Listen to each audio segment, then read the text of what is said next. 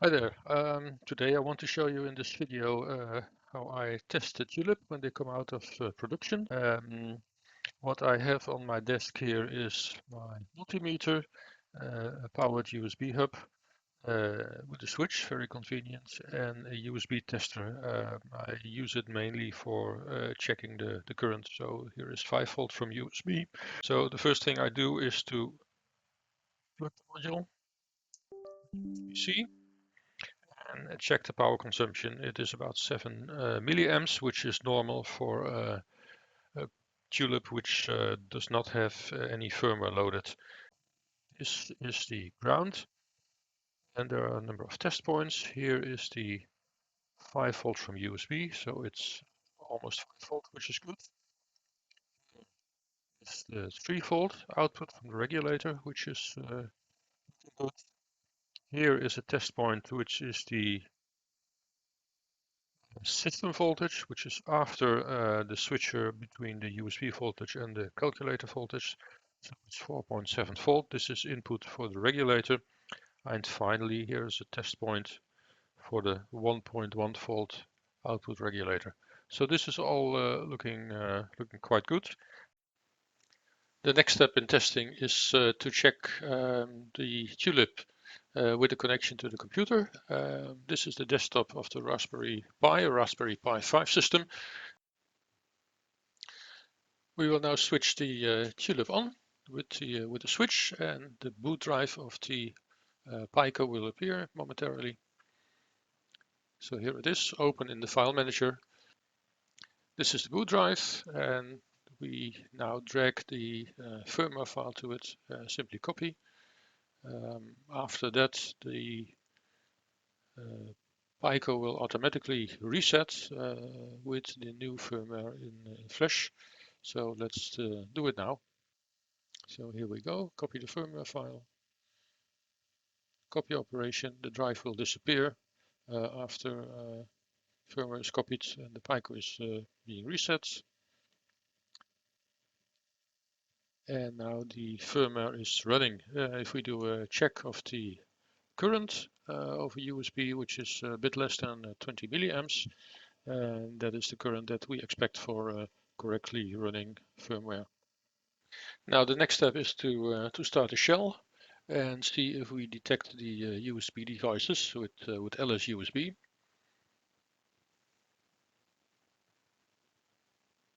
And here indeed is the TULIP with its unique serial number. The serial number comes from the unique number that is programmed in the Flash. So the micro SD card is now plugged. We reset the unit by simply removing power and switching power on again. What you see clearly is there is a much higher power consumption due to the initialization of the micro SD card. Once that is done, the power goes back to normal, and we now see that the removable medium, the micro SD card, is recognized by the Linux system, and we open it in the file manager. And this is the directory listing of the test card. Check one of the ROMs. Again, you see that the power consumption goes up when reading the directory. It takes a bit of a time for the complete directory to be loaded, but here you see the ROM files.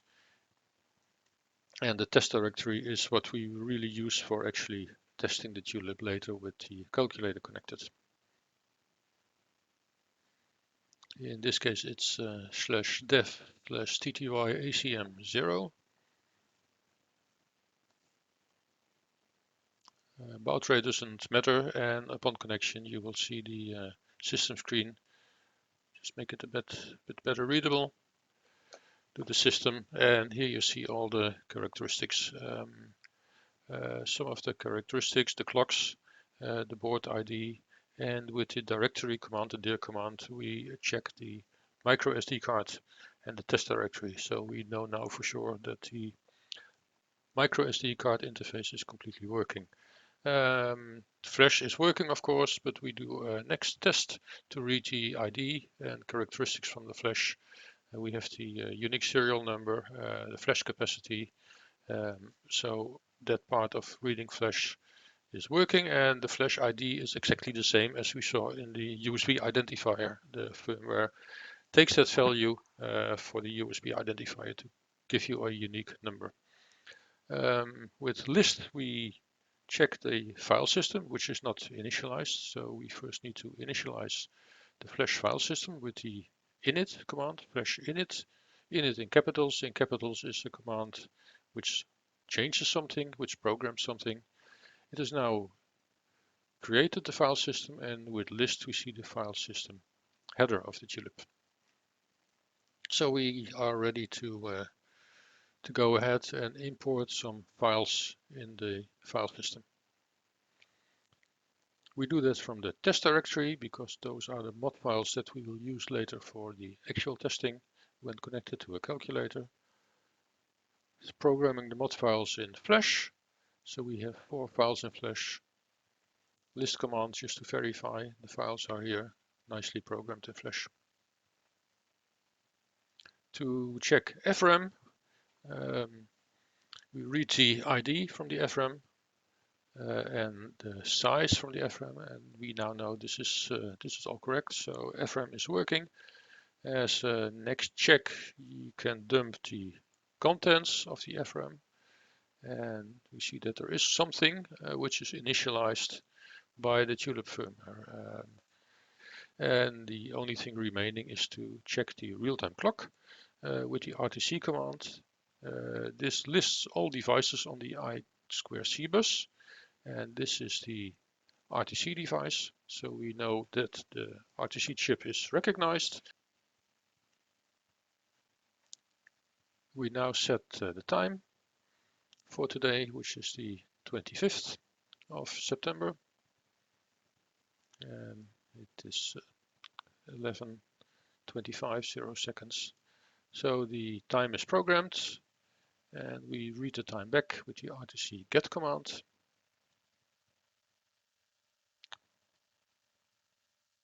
And then we know that the clock is running. The battery low warning is given because there is no backup battery connected. So that is correct.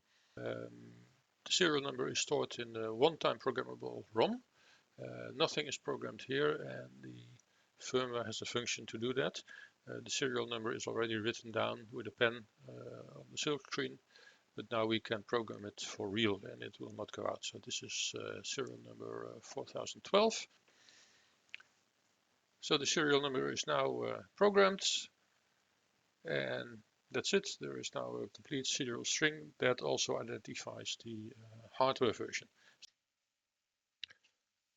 And the next part of the test is to verify the operation of the TULIP with a calculator. The setup is a bit different now. I use the same USB tester, but no TULIP connected. I have an HP41CX with a specially prepared battery compartment, which is connected to an external power supply. And I have a multimeter here, which is in current measuring mode. So I measure the current from the power supply to the HP41, and the voltage is set to about nearly 6 volts, not quite, but that doesn't matter. So if I turn the calculator on, you can see the power increasing. If I let the calculator do something, then you can see that this is the normal current consumption of an HP41CX. There are no other modules inserted. To connect the TULIP, I don't have a connector soldered to the TULIP. So what I did, I made a small jig connected to the calculator. Initialized, and we'll open it in the file manager. And this is the TULIP drive. Now in the earlier tests, we have imported some of the module files. And what we will now do is to plug HPIL, which is normally the first thing I want to do, and we do the embedded HPIL. So plug HPIL and do a cat listing, which is good. So HPIL is now loaded, and you can see that a virtual HPIL device is now connected. So it is recognized the TULIP in the calculator, and we turn the calculator on. The first thing you notice is that when the calculator is on, the blue LED goes on, and that is already a good sign. And also monitor the power consumption here, and if we do a cat2, which is the first test, we can actually see HPIL inserted, which is important. In the meantime, you see the HPIL scope here, which also works. So these are a number of good signs. And if we now execute the directory function, see the listing. So this is the drive that is connected. We actually see the files. So this means that there's really a lot already working in the level shifters, because almost all HP41 signals are used. Plug OS X 3 module, cat again, and this mod file contains the library 4 plus the OS X, and we also do heapex.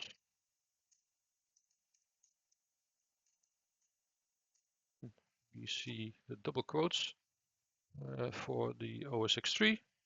We do a cat7, which is the same as their listing, and that works.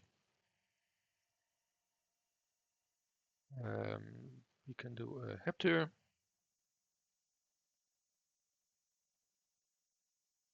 There is nothing loaded. This means that the TULIP is really fully working. We'll switch this off. TULIP is now running from the HP41 power. You can see the current is about what it is normally, and if I switch the calculator on, our current consumption goes up, which is quite normal. If I do a cat operation, you can see that OS X3 is still running, and there is no drive because HPIL is not connected. It's not connected to host